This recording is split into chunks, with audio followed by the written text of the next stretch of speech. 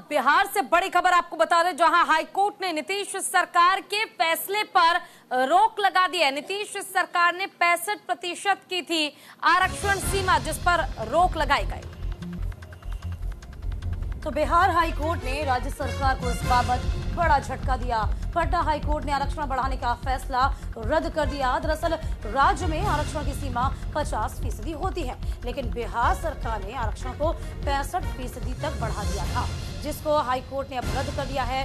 राज्य सरकार के शिक्षण संस्थानों और सरकारी नौकरियों में SC, ST, EBC, OBC और अन्य पिछड़े वर्गों को 65% आरक्षण देने को चुनौती देने वाली याचिका को स्वीकार करते हुए राज्य सरकार के कानून को रद्द कर दिया गया है।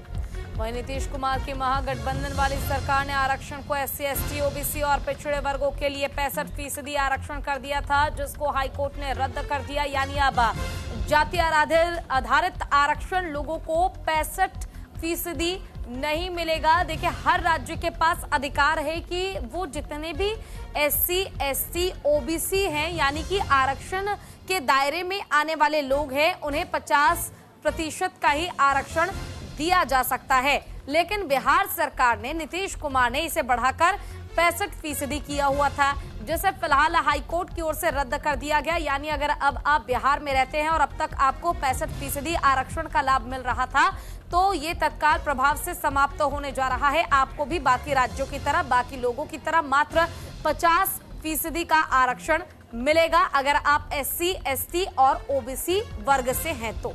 बिल्कुल, इस पूरे मामले को लेकर तब भी राजनीति बहुत गरमाई थी जब 65% आरक्षण का मामला सामने आया था। तो फिलहाल आपको बता दें, नीतीश सरकार ने ही 65% आरक्षण बढ़ाने की मांग की थी और देखिए लागू किया गया था। लेकिन अब सरकार ने जो फैसला सरकार की ओर से लिया गया था, उसी फैसले को अब रोक दिया है। यानी कि 50% ही आरक्षण मयस्सर हो पाएगा। इस पर तत्काल प्रभाव से रोक लगा दी गई है।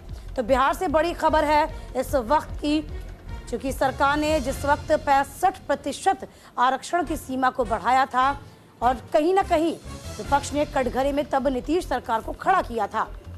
अब देखिए, एक याचिका को दायर किया गया था हाईकोर्ट में। हाईकोर्ट ने इस फैसले को तत्काल प्रभाव से रोक दिया है।